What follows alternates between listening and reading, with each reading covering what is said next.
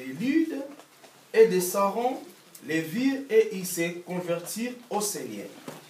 36. Non, c'est fini. Amen. Jérémie 1,9.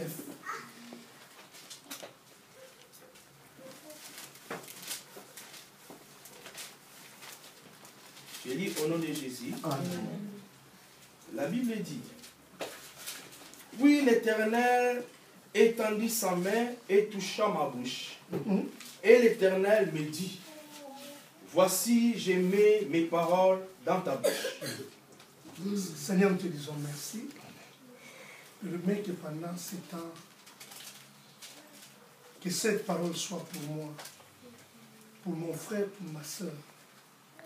Cher Saint-Esprit, mon ami intime, accorde ce soir que je puisse avoir un langage exercé, afin que ta parole soit édifiante.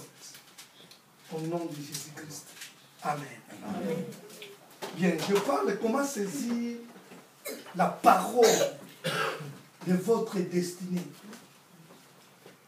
Ces 5 dernières années, le Seigneur a commencé à m'enseigner sur la puissance qui réside dans la parole de Dieu. C'est la même Bible que nous avons ici, que d'autres personnes utilisent. Les malades sont guéris, les gens sont bénis, il y a des délivrances, il se fait beaucoup de choses. Mais pour d'autres, avec la même Bible, il n'y a aucun effet, aucune reproduction. La Bible dit, Paul a visité la ville, une ville qu'on appelait Lyde.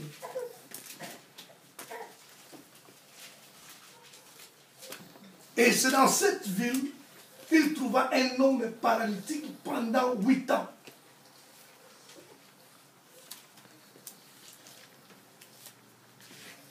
La Bible dit, Pierre regarda les paralytiques. Il n'a pas demandé qui a péché. Il n'a pas demandé combien de temps tu es malade.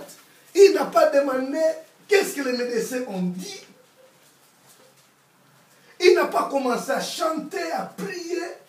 Mais Pierre proclama une parole seulement. Il dit au paralytique, aîné, Jésus-Christ te guérit. Prends ton lit, lève-toi et marche.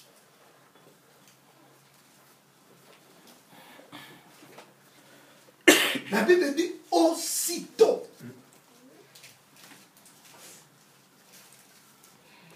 Le paralytique se leva et marcha.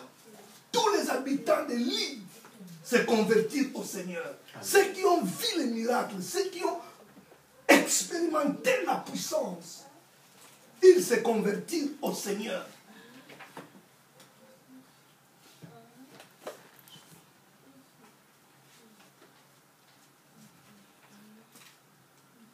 Est-ce que Pierre fut un homme extraordinaire? Je ne crois pas. Il y a des chrétiens plus fidèles que Pierre ici, qui n'ont jamais coupé l'oreille de quelqu'un.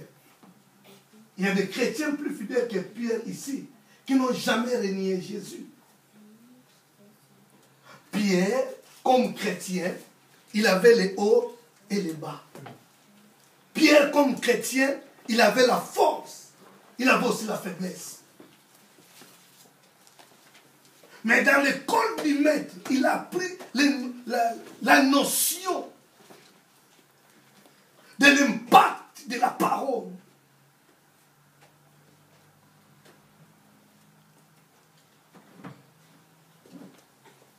Devenir disciple dans une église, devenir disciple de Jésus. La première chose, c'est de croire à la parole et obéir à la parole. C'est accepter la parole de Dieu.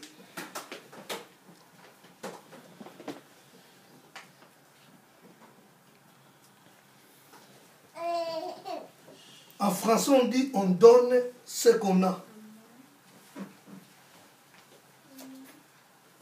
dans ma langue maternelle, Kizombondi, Wanukaza ou Bositamo.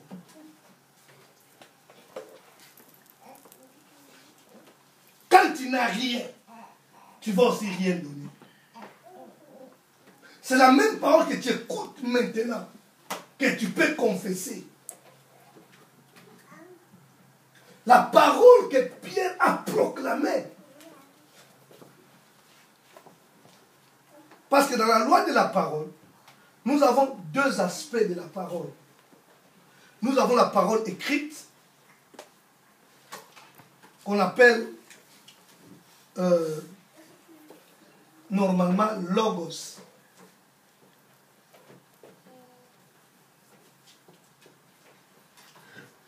La parole écrite. Mais nous avons la deuxième dimension de la parole, qu'on appelle réma.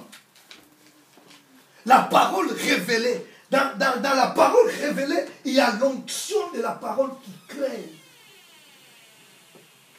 Quand Pasteur Nzaki dirigeait l'église de Sachunga, je suis allé là-bas. Tu étais quand ces gens-là ont marché? Tu étais là? Oui. Okay. J'ai dit, le dimanche, je vais prier. Amener les malades. On est allé prendre un jeune homme qui était presque moribond, qui a fait plus de 2 semaines sans manger. La maladie a rongé le corps, il ne pouvait même pas s'asseoir.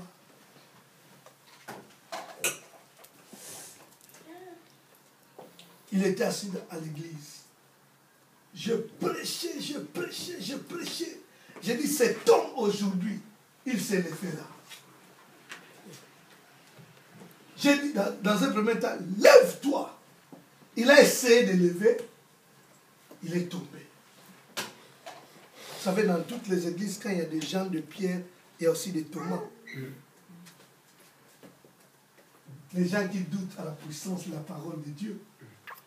J'ai continué la prédication. Pendant que je prêchais, j'ai senti l'onction, comme quelqu'un qui m'a soufflé, le temps est arrivé. J'ai pris ce jeune homme par la main. J'ai commencé à déclarer d'abord sur ses pieds, que tes pieds prennent force. Et je déclare dans le nom de Jésus, marchez. Ce jeune homme a marché. C'était une fête terrible.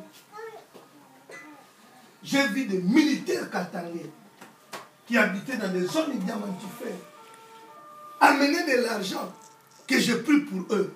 J'ai vu beaucoup de gens solliciter la prière. Mais bien aimé, saisir la parole de votre destinée, de votre affectation, c'est la chose la plus importante dans notre relation avec Christ. La Bible dit au commencement était la parole était avec Dieu, et la même parole était Dieu. Et Dieu lui-même a dit, je suis derrière ma parole. Tu peux imaginer quand Dieu est derrière une chose.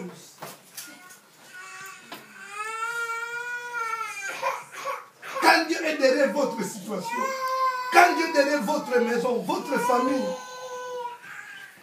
c'est lui seul capable de changer la maladie à la guérison, la malédiction à la bénédiction, l'échec à la victoire. Amen.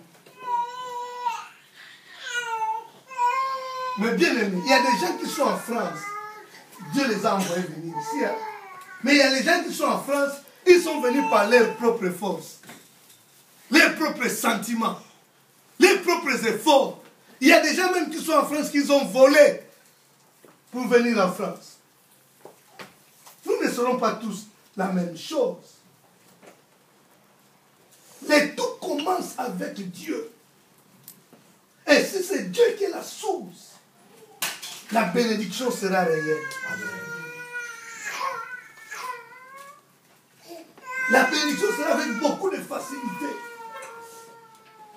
Au début de cette année, j'avais déclaré double bénédiction. Parce que 2013, c'est l'année de double bénédiction. Et j'ai commencé l'année pour traverser des continents. J'ai quitté l'Afrique, d'abord Amérique. De l'Amérique, je suis venu ici. J'ai dit à tous mes enfants, croyez, l'huile commence dans la tête. Quand la tête reçoit de l'huile, c'est facile qu'en bas l'huile descend.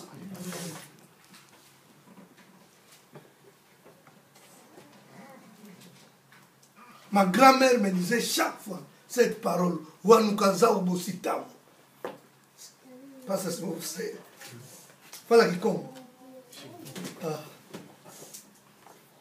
Tu ne peux pas parler si tu n'as rien. Saisis une parole de la part de Dieu et commence à confesser cela. Quand tu te réveilles le matin, ne commence pas tes premières paroles. Qu'est-ce que je vais manger aujourd'hui? Ah, ma situation, je n'ai pas ceci, je n'ai pas cela.